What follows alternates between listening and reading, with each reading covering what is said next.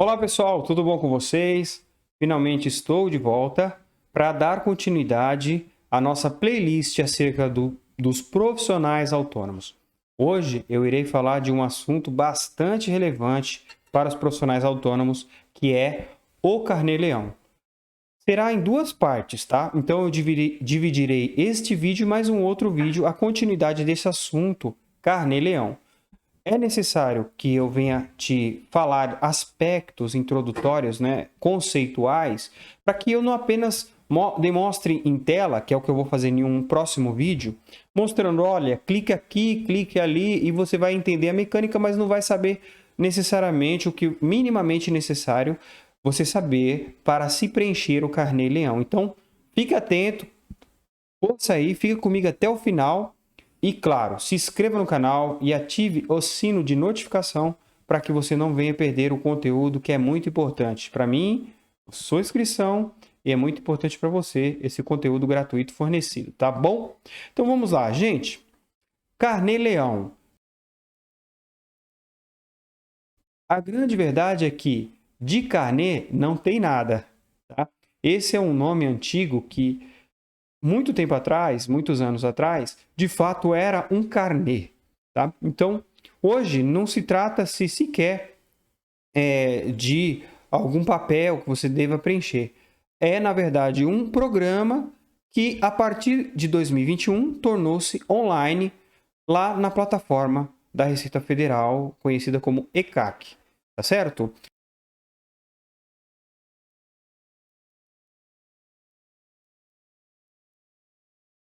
Então, o imposto de renda, antes de tudo, é importante entendermos que, embora o imposto de renda, quando a gente fala quem é ou quem não é obrigado a entregar ao imposto de renda, a declaração do imposto de renda anual, é importante não nos confundirmos com o imposto de renda em si, porque a declaração anual, ela chama-se declaração de ajuste anual.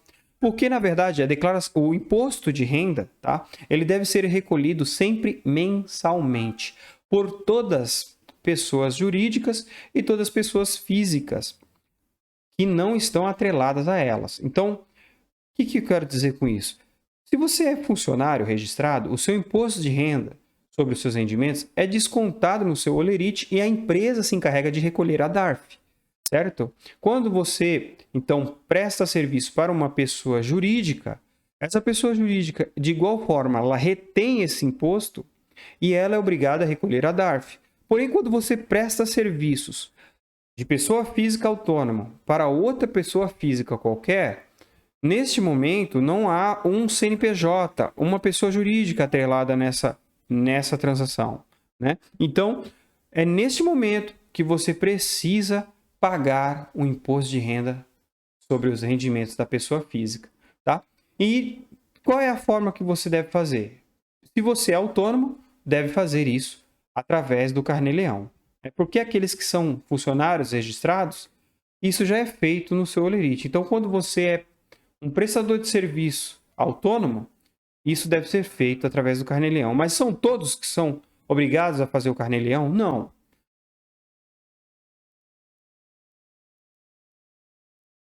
Somente aqueles que atingem no mês o valor que recebe, né, no mês, o valor de R$ 1.903,98, ou seja, aquela mínima faixa da tabela progressiva do imposto de renda. Então, se você recolhe R$ 1.903,98 ali acima deste valor em determinado mês, aquele mês passa a ser necessário você declarar ao leão, através do Carnê-Leão, e ver, apurar o seu valor de imposto de renda, se é a pagar ou não.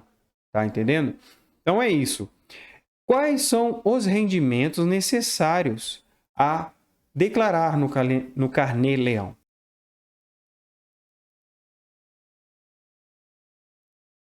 Primeiro rendimento necessário: os honorários recebidos por um profissional liberal autônomo de outra pessoa física. Tá? Então, se você é um profissional da saúde, por exemplo, possui um consultório e você presta serviço, uma consultoria, né, um exame, não sei qual exatamente o serviço que você vai prestar, mas vamos supor um profissional da área da saúde. Você está prestando um serviço para uma outra pessoa física e, neste momento, este rendimento, somando e perfazendo o valor superior a R$ 1.903,98, você deve fazer o recolhimento do Carnê-Leão. Quais outros rendimentos? Rendimentos de aluguéis, tá? Se você faz alguma locação de um bem seu, né, um imóvel, por exemplo, você deve pegar estes rendimentos e declarar o Carnê-Leão se for acima do valor de R$ 1.903,98. Pensão alimentícia também, de repente você recebe pensão alimentícia, você deve declarar esse rendimento no Carnê-Leão. E por fim, o quarto rendimento aí, o rendimento recebido do exterior. Vamos supor que você recebe um recurso, né, um valor financeiro advindo de fora. Vamos supor, um recebimento em dólar, porque você, por exemplo, como eu aqui pode ser um exemplo, né?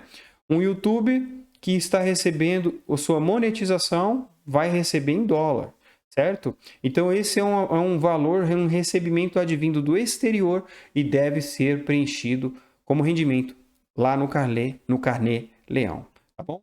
Só que temos que se atentar a várias regras de conversão, tá? Existem várias regras de conversão atrelada ao Banco Central. Um contador deve ser consultado porque não é tão simples assim essas regras de conversão do dólar, né? Tem que saber o dia, tem que saber o valor, tem que saber onde é a fonte da consulta para não fazer besteira, tá bom? Então, se você recebe rendimentos do exterior, se você recebe rendimentos de aluguel, pensão alimentícia, ou se você é um autônomo que simplesmente recebe rendimentos pela prestação do seu serviço, e tudo isso fez o valor de R$ 1.903,98, você passa a ser obrigado ao Carnê-Leão naquele determinado mês, tá?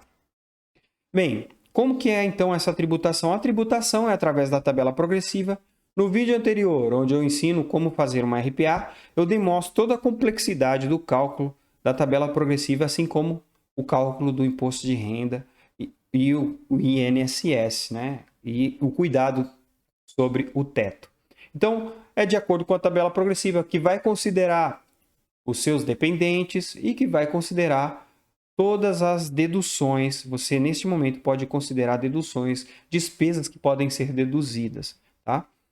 O regime é um regime de caixa. É importante dizer isso porque é algo que confunde muito, inclusive os profissionais da área da contabilidade. Tá? O regime de caixa. Então, vamos supor que você esteja fazendo um lançamento no Carnê-Leão de um aluguel referente ao mês anterior, mas qual que foi o momento do pagamento, né? O desembolso? Este é a data que deve ser escriturado o livro caixa lá no Carnê-Leão. Bem, todos os comprovantes devem ser arquivados pelo menos 5 anos, tá? Não tenta inventar despesas que não existem. Existe uma coisa chamada glosa da Receita Federal. E quando você cai em malafina, ela pede os comprovantes de despesa. Então, as despesas elas vão te gerar deduções. As deduções são benefícios. Então, claramente, se essas despesas estão atreladas a algo que vai te dar uma economia tributária, a Receita Federal, porventura, pode te pedir a comprovação física destes documentos. Bem, deixa eu falar aqui alguns conceitos acerca do preenchimento do Carnê-Leão. O livro caixa, onde são registradas todas as informações financeiras relativas à sua atividade prestada, né? Vai ser ali escriturado o dia a dia, tanto a sua relação de pagamentos, gastos, despesas, inclusive aquelas de pessoas jurídicas, que não afeta muito no cálculo do imposto de renda, mas que também são seus recebimentos, tá?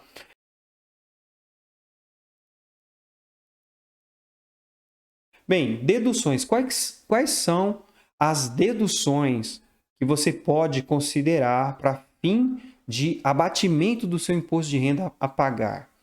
Bem, primeiramente, o aluguel, o condomínio, o IPTU do seu consultório, por exemplo.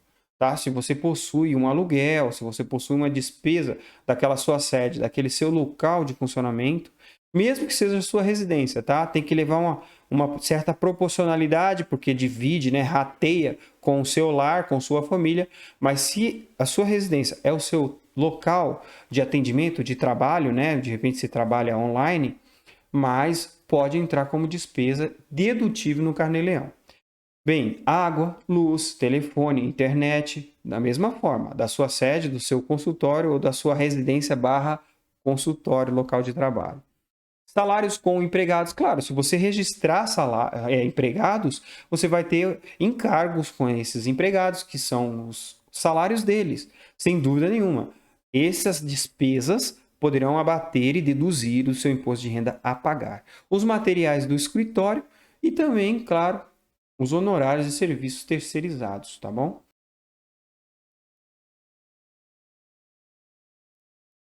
O que não é dedutível, é importante dizer, porque muitas pessoas acham, por exemplo, que despesa com combustível, transporte é dedutível, né? Gasta muito hoje o aluguel não, desculpa.